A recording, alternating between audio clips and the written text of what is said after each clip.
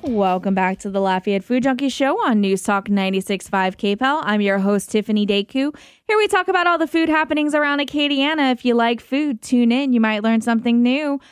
Joined again by Bob Burrell. Yep. He has recovered from his I feel like you were sick for 8 years. It was a good bit. Yeah, you're feeling better. Finally. And then joining us tonight as guest co-host is Paul Credo with Charlie G's. What's up, guys? Hey. All right. So I brought us king cake. I got a message from Corey Bourgeois, who's with Graton Eatery Friday.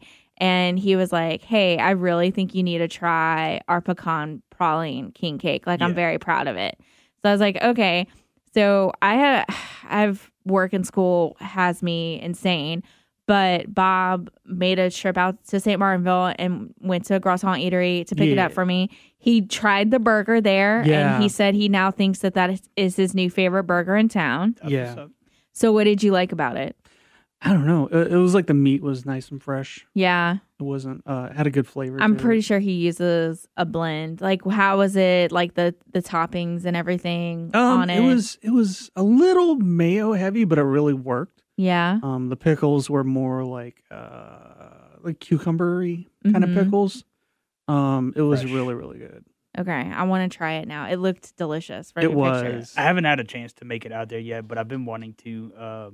I'm sure everything over there is going to be pretty good in some way, shape, or form. We did barbecue on a Sunday, and look, they had a line. Like, people were waiting. Well, I mean, for it. There's really not much in the St. Martinville area as far as like outside of your mom and pops, and then you got New Iberia, which is New Iberia.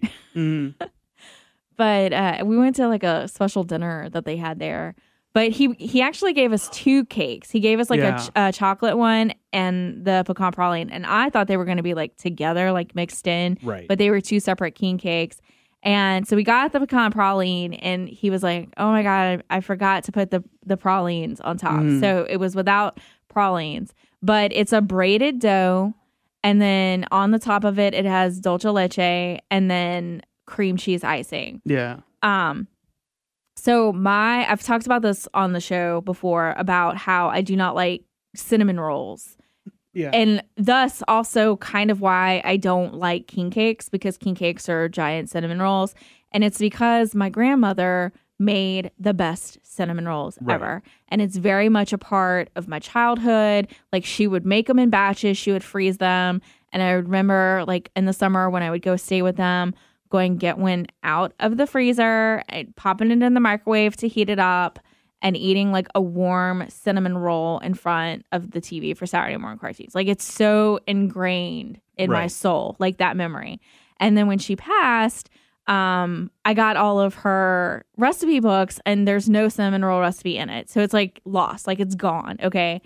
And so I've tried cinnamon rolls at different places around town, like hate them. I just, they're not her cinnamon roll. I bit into that king cake, and I immediately started crying. And Bob was like ugly crying. Yeah. And Bob was like, what's happening here? He's like, what's happening? And I was like, this is my grandmother's cinnamon roll. And we were talking about that before the show. So in the food industry, to have a food memory of like taking a bite of food that brings you back to a cherished childhood is what you strive for. And it's one of the best compliments that you can get in the food industry. And if you're wondering what I mean by that, if any of you have seen the movie Ratatouille, like that probably does the best job of showcasing what a food memory is. When the critic goes into the restaurant, he bites into the dish, and then it flashes back to a memory of childhood, like a positive, like really good memory of childhood. Right. It's something that's supposed to remind you of like better times and, places and, parts in your life that, nothing else mattered except for like that moment with the good food. Right. I have plenty of memories, like whenever I eat something, it reminds me of like times when like my mother was alive, for instance. And like those are cherished memories that, I never got to, share with a lot of people because my mother died whenever I was so young. So I never had like that lifelong relationship with my mother. So whenever stuff reminds me of like 10 years old or prior, like it's pretty big. So I was crying. Bob was trying to figure out what was going on. When I tell you, and look, I've I've tried so many king cakes this season, and I'm happy to say that I've found wonderful king cakes. Each one has been delicious. Right. This is probably one of my favorites because of that memory. And I want to tell you, it is the closest to the Dong Phuong king cake that we found in Acadiana. Yeah. It is a little denser. It's not as light as that one is. And then the cheesecake frosting is not as light, again, as the Dong Phuong. It's good. It's also, it's more like it's not savory, but Dong Phuong's more like a confectionery flavor. Yeah. Right. It's just lighter Yeah. to me. But like I bit in and it's like you tasted the crystallized caramelized sugar and butter. And like that with the cinnamon, like it just like that bite just was my grandmother's cinnamon roll, because they weren't really like she called them cinnamon rolls, but they really weren't. Like she added stuff to them, like and it was her cinnamon roll. Right, it was her cinnamon roll. I mean, and I was like, Corey just channeled my grandmother. Well, like that. To make that's another like beautiful thing about food as a whole. We all have this idea of like what something, what it's supposed to be like, and like I'm gonna bring this up, and it's just like the Disney gumbo. All right, so we have very controversial. a very definitive version of what we think something should be. So we always try and follow that specific, order of operations to get that same product. But food evolves in a way that you can't just tell me this is the only way to make a cinnamon roll. Just right. Like you can't tell me this is the only way to make a gumbo. It may not be the gumbo you like or you're used to, but it could be good. Like you can't knock it just because it's not like follow this recipe to the T. So like people can develop new ways to make the same thing, and it could be better, just like your grandmother's cinnamon roll. It may not follow the same directions as like your ordinary cinnamon roll, but that was her cinnamon roll. That's her version of it, and there's no one that could have changed that when she was alive. Like, right. You could have told her it's not a cinnamon roll. She'd probably kick you out the house and never invite you to eat again. Right. But so this is from Graton Eatery in St. Martinville. It is the pecan praline king cake. Yeah. I'm fairly certain you're going to have to order this ahead of time. Like you can't just go in there and pick it up. But it is delicious. Yeah. And Bob is like on the Dong Phuong bandwagon. Like that's his favorite. But this one's he a agreed showstopper. that it's amazing. it's very similar. Like it's probably the closest here that I found. If you want to impress your office, go get one. Right. Because nobody else is going to go to St. Martinville to get it, and it's going to be the best. I'm just want waiting for another Nutella one. stuffed king cakes. What do you wait? Nutella stuffed? Nice. No, actually, it's not stuffed, but Five Sugars Bakery, which that one and this one from Graton are probably like hand in hand, Right. and I like them both for different reasons. But theirs, it's not stuffed, but they can do one with Nutella on top. Yeah. Now, I didn't like it. Like I tried it. The caramel one, Right. loved, and it's like a citrus flavor to the dough. Yeah. Delicious. Like, have you ever had like Nutella stuffed donuts, like fresh, hot? I have not. They're so good, like life changing. So Okay. I believe if you got a king cake fairly warm, stuffed with Nutella, Stuffed with Nutella. it'd change your life. You know I'm what? sure it exists somewhere. You know what I really want? Not it should. Is like Make a one. fila dough king cake, like a baklava A king cake baklava? mix. So I think they that would be pretty have awesome. some places in New Orleans that are doing like cannoli, Okay. kind of, and I bet that would be similar to Yeah. the baklava. Ish.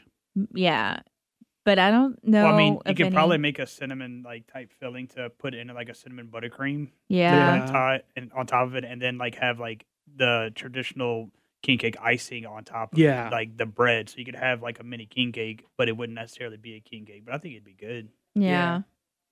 All right. Well, we are going to take our first break, and when we come back, Bob and I checked out the new Blue Dog brunch menu today, so we'll be talking about that.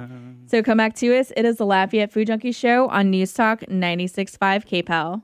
Welcome back to the Lafayette Food Junkie Show on News Talk 96.5 KPEL. I'm your host, Tiffiany Decou, joined as always by Bob Burrell, who has found 2 bells, and I'm terrified. You should be. By that. And then joining tonight as guest co-host is Paul Credo with Charlie G's. We want to give a shout out to sponsor of the Lafayette Food Junkie Show, Prairie Run Rice. Go and find it at Champagne's or Rouse's. And I want to say, because I did get an email from a listener that has been trying to find it at Rouse's for 2 months. And he said, like, he's asked them and they weren't sure, and they couldn't find it. It's newer there, so the workers may not be as familiar with it, but they definitely have it. And it has a very distinct bag. So if you describe it to them, it's a black bag with either a dancing pig or rooster. Yeah, and they're the same on the cover. Yeah. So if you can't find it, if you ask somebody that works there and they're like, I have no idea what you're talking about, it's a black bag with a dancing pig or rooster on it. So very distinct, will stand out in the rice aisle. So you should be able to find it that way. Okay, so last week, Blue Dog announced that they were doing with a brunch. I had some feelings about it. I wasn't happy about it. You know, I'm often resistant to change, but when I try things that I'm resistant to try, it generally changes your mind. And so that's what they're trying to do. Like people that are upset about the brunch menu, just come in and try the new brunch menu. And I have to say, I now think this is my favorite brunch place in town. And we're going the Sunday after my birthday for brunch there because it was phenomenal. First off, cornbread. You know, Bob's a huge cornbread lover. They have a blue cornbread. It was delicious. And it comes with this Steen's butter on top. And it sits in the center. Like you get it served in a cast iron skillet. And it sits in the middle. So when you get to that middle piece, like all of that butter has soaked into it. And it's just so delicious. We run a similar app like that at Charlie's for lunch. Yeah. We do a cornbread app with the honey butter on it. Nice. It's pretty good. It's so delicious. So that was really good. The biscuits were delicious. They're like a cheddar biscuit with a gravy on top. I'm super picky about my biscuits. And it passed the Tiffiany is Southern. Y'all can't make biscuits here test. So this is a place that you can go to get a good biscuit. That's what's up. And then, so we tried a bunch of the entrees. And my favorite was, I had like 3 equally that I liked. The short rib hash with the egg on top. Look, that gravy is no joke. Like that gravy, and then the short ribs were like just, you could take a spoon. They were so tender. They were so delicious. And then they do a Benedict with rabbit sausage and on the biscuit again.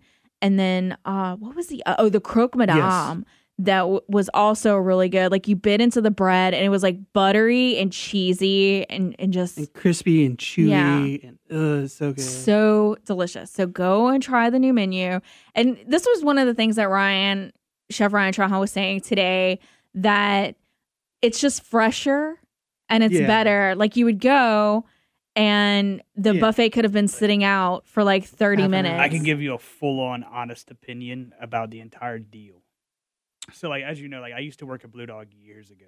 I helped run the kitchen out there. What's happening now at Blue Dog needed to happen years ago.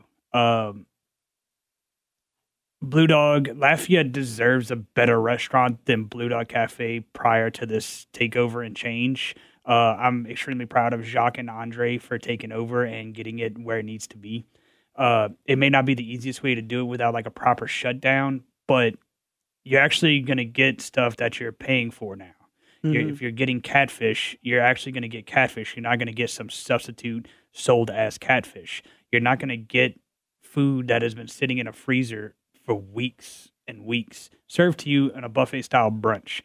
Granted, the buffet brunch was awesome because of like the availability and like everything that was there. And the bottomless mimosa aspect of it too. But, which they still got. I would cast that in for a better quality product any day of the week. And like, that's what they're doing.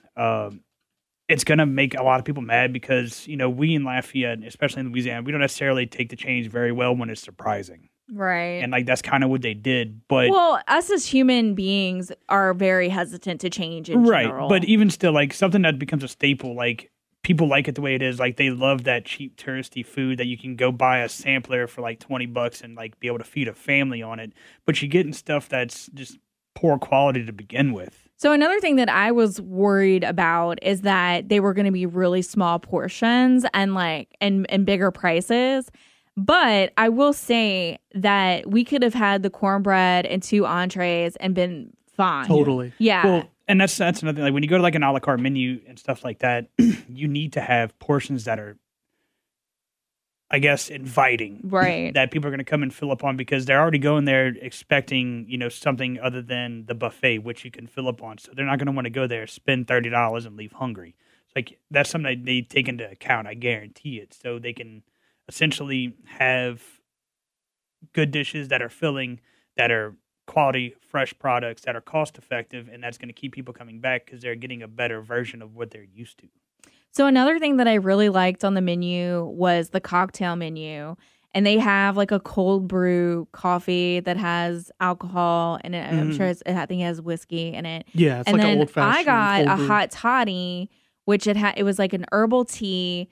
They put rosemary in it, lemon, and then it had like honeysuckle liqueur in it, and I think like vodka. Mm-hmm. I think Bob said it was like a fancy Theraflu.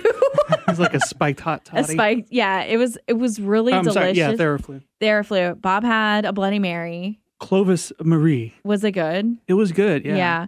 And then they still have the bottomless mimosas. They're for a price now. I think it's like $12 for a bottomless mimosa. But the some other things that are new, that are different, are you can get pots of tea, herbal teas. Yeah. So if you don't want to drink, like you're really hungover and you want to drink for your brunch, you can get a pot of tea. Right. And then also buying champagne by the bottle to do like your own mimosas with or whatever. And there's not many places in town where you can go and get a selection of different, styles of champagne. Right. For a bottle brunch. And it comes with 2 juices. Yeah. Yeah, that and like generally you get bottomless mimosas and you're probably getting like some backwoods, like 75 cents a bottle. Right. And like, these are nicer and they were relatively, well, I want to say they were like $20 a bottle, it's which is good. Decent. It's good to have that available to you because not everyone's going to want, the same mimosa. You can make it as weak or as strong as you like. Like I know people that want a glass of champagne with 2 drops of orange juice and like that's their mimosa. That would be me. Some people want like 3/4 of the glass of orange juice with a shot of champagne in it just to have a little bit. So it kind of gives you like that balance that you can make for yourself. I want to go and try the dinner menu too. I think I have a copy of it. Yeah, so it's like BBQ Shrimp and Grits. They have the crawfish enchiladas still. They had a blue crab spaghetti, which, like, when I first heard it, I was kind of like, I'm picturing crab and red sauce. And so I'm like, this is gross.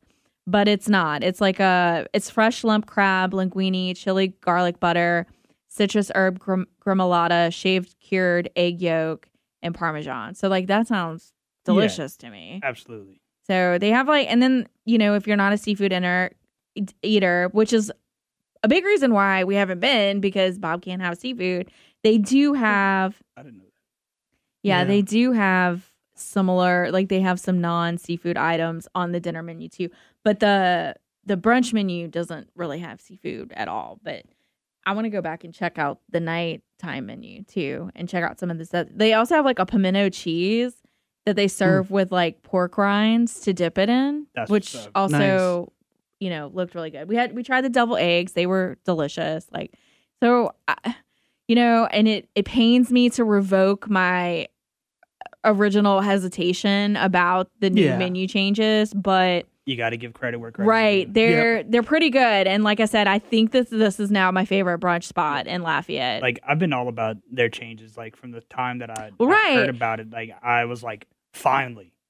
And that's what I was talking about too, like because we were going to have you on the show tonight. I think, looking back, I think you were our second guest ever on the Lafayette Food Junkie radio show, and you were Sue, chef at Blue Dog at the time. Like that's when we, and like all the stuff that they're doing now, I tried to get going, but there was just so much kickback. They weren't ready, and all kinds of stuff. And then after all of that. Like once like most of the stuff like came to light on like how everything was doing, like that's when like Jacques and Andre stepped in, and that was the best thing that happened to that restaurant since it opened. But it's it's really nice. It's really invested. And look, they were busy this morning. Yeah. It looks like it has not hurt them at all. Yeah. Well, I mean, they have something to prove, and like people love Blue Dog, so they're gonna try it no matter what. So like this is their chance to be like, look, we're rebranded. This is what we got. y'all deserve better, and we're giving it to you. It's pretty awesome that they did. It's pretty punk rock. Because there's some people are still giving them kickback. But the thing is, it's like, I've been thinking about this. I've only eaten there for brunch. So I'm not well acquainted with their original dinner menu at all. So to me, the changes are like, that's telling good. You right now. So I had an issue with the brunch, but this is a good change. Everything they're doing is better than what it was. Like, I stand by it. Lafayette deserved a better restaurant, a better Blue Dog, and they're getting it now. Yeah. All right. It took 15 years, but they're getting it. All right, we're going to take another break, and when we come back, more topics with Paul Credo. So come back to us. It is the Lafayette Food Junkie Show on News Talk 96.5 KPEL. Go along on all of Tiffany's food adventures. Like the Lafayette Food Junkie Show on Facebook. Welcome to the Lafayette Food Junkie Show on News Talk 96.5 KPEL. I'm your host, Tiffiany Decou, talking with Bob Burrell, and Paul Credo with Charlie G's is joining tonight as guest co-host. So I was listening to a new podcast that Hugh Acheson has started called Stirring the Pot. I don't know who that is. Okay, Hugh Acheson is a famous chef. He was a contestant on Top Chef. He was a judge on Top Chef, and he owns. He's a Canadian chef actually, but he's known for his Southern cooking. He cooks in kitchens in Georgia, and I think it's Atlanta and Athens, and I want to say he does Charleston too, but maybe not. Mm-hmm. But he's a well-known chef. Well, he has a new podcast called Stirring the Pot. And I was listening to the first episode where he was talking with Tom Colicchio. You know who Tom? Okay, right. So yeah, I'm bad with most of those like dudes' names. Well, you work all the time. So. Well, that and like I don't know. I don't follow like celebrity anybody. Like I'm so bad with celebrities in any way, shape, or form because I just don't care. But it's another good reason to like horror movies. No celebrities. Okay, getting back to the topic. He knows. One of the things that they were talking about is the trend for chefs to respond to crisis and to natural disasters. And they kind of talked about what Jose Andres is doing, what he did in Puerto Rico, what he did with his outreach, like for feeding the people in Puerto Rico after the natural disaster. And they kind of talked about how chefs are prime to be able to do that because they work in a chaotic environment to begin with. So they're used to chaos and helping in times of crisis. And that's our element. Yeah, exactly. So that's one of the things that they were talking about. But another interesting thing that was brought up that has really made me start thinking about things and with my mental health counseling world is that they were talking about how the government's response to feeding people during a crisis is MREs. No, there's rules and regulations for us to feed people. Like if we I don't mean to cut you off. I apologize. No, you're okay. There's a chef in Houston, for instance. He got arrested for feeding homeless people. Really? Yes, because of an ordinance that the state has in place. Depending on where you're at and what your local or federal government will allow you to do, kind of sets the tone for what you can do. So this guy realized that there's a problem with all these people and there's a lack of soup kitchens. There's tons and tons of people. So he decided to take matters into his own hands. He's a trained chef, has all the proper equipment, but being that he was serving food outside of a facility, just handing it out to the public, this man was arrested for feeding the homeless. So we have the ability and, we're able to do that. But even though we're trained and we know how to handle food and keep it stored properly, if we don't have the Board of Health backing us, certifications with that or a license or blah, blah, blah, blah, it kind of stops us from having to do that because we'll end up having to jump through so many hoops to be able to go help people. Unless there's a facility, if we had a food truck that was put into a jet that we can fly somewhere and you produce all the food out of said, airplane or truck or whatever it is. You need some sort of facility that would pass whatever code that state country has or allows, even if it's a state of emergency. Because again, the government pretty much controls what we can and cannot do. But that's just feeding, that's not responding to a crisis situation, correct? What the chef was doing in Houston? Yeah, no. Okay. That's what I'm saying, but it's one of those things. So let's say if hopefully it never happens again, but let's say like a hurricane happens like Katrina, wipes out, New Orleans again. Yeah, if you have a facility to feed people, they'll allow you to do that. Right. But if you don't and you're just trying to bring people food, like let's say if I cooked a bunch of food in my house, being well-trained and know what's going on, they won't allow that. Like they turned away tons and tons of food because of that. But restaurants like, I will say this, like Outback Steakhouse during Katrina, they took in hundreds and hundreds of people and gave them free meals. But they had a facility that was able to do that. If somebody did that outside of their house, they could have been arrested. Now, it's also up to the local government, police force, whether or not they want to enforce said laws. Like, they have that ability to choose. And that kind of sets, their character. Like, some people are going to be like, yes, you can feed these people, feed them. Some people are like, no, this is the law no matter what. Well, something that they were talking about in the podcast is that during crisis situations and like natural disasters, the government's response to feeding people is MREs. Yeah. And like canned food and processed food. And then chefs come in because chefs have really started to increase like their outreach in times like this. And they're cooking actual food for these people. And then that's what people really need in a crisis situation because they need comfort. They need comfort. Absolutely. They need hot food. And they were kind of talking about why this isn't implemented more. And again, in your situation too, with like feeding homeless people or like taking extra food that you have from the restaurant and be able to feed it. They were like, why is this not implemented more? And it made me think about something that my therapist has said before. He is actually from the New Jersey area. Right. And he was one of the first responders, mental health teams for after 9/11. Right. And he said, like, during that time, you weren't like, you were telling people what they had to do, like to survive. Like, you're going to go home. You're going to like take a bath. You're going to do this kind of thing. And it's like, that's kind of along with that of having a home cooked meal for you instead of an MRE. Yeah, well, I've eaten MREs like out like on the boat with my dad, shrimping like out there for like a couple weeks and stuff like that. They'll do the job, but they're not good. They're not going to remind you of anything. They're not going to calm you down. It's nutrition, but it's not it's like not doing anything for your emotional crisis, state. Whenever you need to calm down and collect yourself, you need to find some sort of normalcy, something that's going to bring you back to reality and like kind of get you back to like your state of mind prior to said experience. Food has a way of doing that. Not only is it going to help people, but you're going to be given something by someone else. So, you're getting something handed to you by another person that's going to make you feel good. Then you're going to eat something that was made by that person that just gave that to you that's going to make you feel better. It was a really interesting topic, and it kind of made me sit back and think. And it actually, like, I love when food and counseling kind of coincide, and this was a perfect example. Of the mental comfort that a home cooked meal can do for you. Food has been healing people mentally since the dawn of time. That's why, like, whenever you were sad, something bad happened, like when you were a kid, just say, like, whatever, you couldn't get a toy or someone made fun of you. You go cry to your mom, your grandma, whoever. 9 times out of 10, it's like, here, come in, let me fix you something to eat. Right. Or let me give you a cup of tea or a snack or something. Food, it takes you out of like your moment and it brings you into just this one little thing.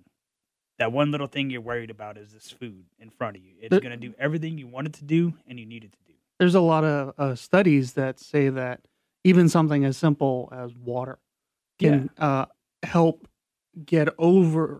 help your mind get over that fight or flight reflex and switch it into rest and digest. Right.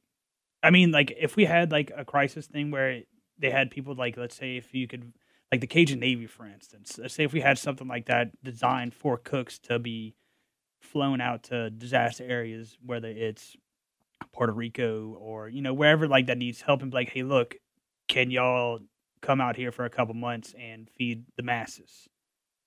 I guarantee you that they'd be surprised at the response. Like, I would do that in a heartbeat. Right. I mean, look at when we had the flooding a few years ago, chefs were getting out there and cooking meals. Like, I had somebody from Carrie's Rue reach out to me and be like, hey, if you know anyone that's like making big pots of gumbo or something for stranded people, put me in contact with them, please, like, so I can give them product so they, can use. We did something like that when I was younger. It was right after high school. A couple of my partners were moving to Orlando to go to school at MMI. It's like a little community college to go get mechanic certified for certain things. And that was a time that Hurricane Ivan hit Orlando, and we got hit by the same hurricane twice in a week. So we were stuck out there, and like we brought all kinds of food from my partners and got them all set up and everything. And these hurricanes happened, knock out power for like the entire city. Couldn't do anything for a couple weeks. We were pretty much stuck there. Well, this apartment complex that they lived in, we had a deep freezer full of food that was going to go bad. So we just started cooking. I had a big old pot. I was cooking jambalaya, everything. And then before we knew, we had like 40 people like around us, like, can we pay you to eat? We're like, no, just come eat. Like, we have to get rid of all this food. Right. Like, y'all are hungry. Like, tell everyone to come here and eat. And like, we fed the world. But like, it got people like, gave them that sense of normalcy. Like, we didn't have power. It was hot. The hurricane just finished. It's chaotic, but everybody's sitting down, hanging out. No one knows anybody, but we're all eating the same food. All right, we are going to take another break, and when we come back, more with Paul Credo. So come back to us. It is the Lafayette Food Junkie Show on News Talk 96.5 KPEL. Welcome back to the Lafayette Food Junkie Show on News Talk 96.5 KPEL. I'm your host, Tiffiany Decou, joined as always by Bob Burrell and Paul Credo. Shout out to sponsor of the Lafayette Food Junkie Show, Prairie Run Rice. I just want to say we had a massed ricing during the commercial break. Somebody went to Rouse's, found the Prairie Run Rice. They said it's on the very top shelf. On aisle 10 to the top shelf. and Rouse's actually has the black bag with the rooster on it. I think they have them both. No, okay. Sean Pines does. That's right. Sean Pines does, but Rouse's has the one with the rooster on it. But we got rice in the studio. A drive-by ricing. Yeah, it was drive-by ricing. If he'd have just rolled in with an open bag, like, Mazel Tov. Yeah, no, just like started throwing rice everywhere. God, are we married now? But Rouse's top of the aisle, and he said it's almost out. So people have been buying it. So people are finding it. Rouse's top of the aisle. Give me some of that chicken on the very rice. top shelf. Okay, and then that also reminds me of something Bernie was talking about on Friday's show. We had a caller call in about sticky rice. Right. And what happens if they're I can't remember if they were like wanting to get sticky rice or if they were wanting their rice not to be sticky. Right. And I had kind of talked about, well, it depends on what kind of rice they're using, which you informed me that medium grain rice is sticky rice. There's short grain, medium grain, and long grain rice. The starches in those rices are different. Long grain rice has a starch called amylose, which is a longer, like on the molecular level, it's a longer, thinned out starch. And then when you get down to your medium and short grain, you get amylopectin, which is a shorter version of the starch. Medium grain has amylopectin. Short grain has much more of it. The more amylopectin that is in your rice is going to negate whether it's going to be super sticky or not as sticky. But also, where a lot of people make mistakes when they're using like long grain rice for rice and gravy, stew, gumbo, whatever, is that they don't wash their rice before they use it. And that is like one of the ultimate no-nos in all rice. So we had a huge debate about this. And I don't wash my rice. And Bob does wash his rice. Like, this has been like a huge, like, this is almost like, do you make your own roux for your gumbo? Where is your favorite boudin debate? Yeah, it is like that. But like most people, they never knew to wash their rice because they don't think about it. They don't think like, just throw it in like, but it's one of those things like I was explaining earlier. Rice in its natural state is hard. And when it's in a bag, it goes through, all kinds of obstacles to get to your pantry. So getting beat up box after box on shelves and baskets, car rides, getting thrown in a jar, whatever it is, they get knocked around on each other and it knocks off minute particles of the rice, which is full of starch. If you don't wash that out, you're introducing too much starch to your batch of rice and it has nowhere to go. So it's going to cause your rice to become sticky in a way that is not going to be appealing, or it can cause it to be mushy. If you wash your rice, it's going to cook better. It's going to taste better. You're going to be able to taste individual grains. You'll be able to break it apart nice and easy. And like, that's one of the most important things whenever you're making sticky rice for like sushi or anything else, you have to wash it, because if you don't, it's going to be a paste, and it's just one of the ultimate no-nos in rice is not washing it. Like, you need to wash your rice. All right. We had a caller that called in during the commercial break. So I just want to say this again in case anyone else is wondering. Pecan praline king cake from Graton Eatery in St. Martinville. You can find them on Facebook. And then the other king cake that I was talking about is from Five Sugars Bakery. They are a home-based bakery, so they don't have a storefront. So you'll have to contact her through social media to get a king cake from her. And as far as I know, she is booked for king cakes. I wouldn't doubt it. For the year. I know that she bought another mixer, so now she has 2 mixers. Mm-hmm. So that may have changed. You can message her and find out. But I thought she was booked up for the year, but she may not be. So true. It's Graton Eatery for the praline one. And then Five Sugars had caramel or Nutella, or they have all kinds of flavors. They got whatever you want. But they have like the citrus taste to the dough, so it's wonderful. Pretty soon we're gonna have like etouffee king cakes, and oh god, I am all about that. I'm all about that. Okay, we have about 5 minutes left. Mention we went to Pizza Artista, and I haven't eaten there in a while. And Bob got, I don't remember what the name of it was, but something it had like kicking macaroni. It had macaroni and cheese and like every topping on. Like this pizza weighed 20 pounds. It was so heavy. Okay, Bob was having a moment with the pizza. Absolutely. And my official stance is macaroni and cheese does not belong on a pizza. Like I'm like firm believer of that. I've tried 2 pizzas now with macaroni and cheese. Not a fan. I'm not gonna knock it because I haven't tried it, but I have had a macaroni and cheese hamburger. And that was fantastic. I don't like those either. I'm and also a donut bun for a hamburger. Not a fan. All right, hold up. I'm gonna remedy this. Next time I'm on the show, I'm bringing you a Luther burger. I'm gonna make one for you and change your life. I don't know. I feel real weird. Like I just telling you, bro. I don't know. Tell me. I don't know how I feel about that. But yeah, I haven't had Pizza Artista in a while. I like that you can create your own pizza. They were relatively priced. I do feel that they were a little stingy on the toppings. I feel I had yours was hooked up. Yeah, but yours was like an already done one. Yeah, you gotta create your own. But I did appreciate that I could get crackle and dust as a finishing on my pizza, which I did. Like I was saying earlier, I tried them whenever they first opened, like right after Naked Pizza shut down, and I wasn't a fan. But it could also be like with Growing Pains and like a new restaurant. Like they've been open for years, so like obviously like people like them. I'd be willing to give them another shot. It's not often I'm like pizza. That's what I want. Oh, that's all the time. Normally it's like my girlfriend. She's like, "Hey, let's go get a pizza." We like, cool. eat pizza once a week. Yeah. Like that's our thing. Also, this past week, there was a Margarita Day, like National Margarita Day. I was gifted with some blood oranges from my employer. He has a blood orange tray, and I fully take advantage of that every time. And so I made blood orange margaritas. Nice. So you just juice the blood orange margaritas. You add tequila, lime, and then the recipe called for simple syrup too. But I left the simple syrup out because I don't like it super sweet. Right. I do wish that I would have salted the rim because I did feel like it needed a little bit of salt. But they were very tasty. Mm-hmm. But that was a lot of work juicing the blood oranges for that. And I want to try to do a blood orange upside down cake with the ones that I have left. That could be good.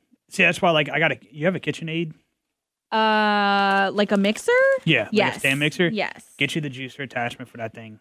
Change your life. Really? Yeah, it hooks up to the top piece. Okay. You just plug it in. It has your juicing and it spins, and it has a filter that hooks up to the bottom, so you can put a cup and it just goes straight down. See, it is kind of nice though, like to get some aggression out. Like if you're a little stressed out and you're a little tense, it is kind of nice to sit there and like press and squeeze. That's the what the drinking's for. I mean, that's what I'm saying. So like if you got 20 oranges, you get your aggression out on 2 oranges, and then you juice the other 18 in like 10 seconds. Yeah.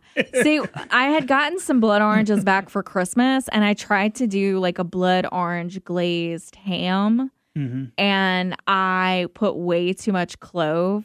So Bob hated that ham. It was not rum ham. Like, it was not Rum ham. it was not a good ham. Like, I was really upset because that was a lot of blood oranges that went into that. And then just like, I still have some of that ham frozen because you were like, if you do it in an Asian dish, it'll taste just good. Cut the outside off, it might be fine.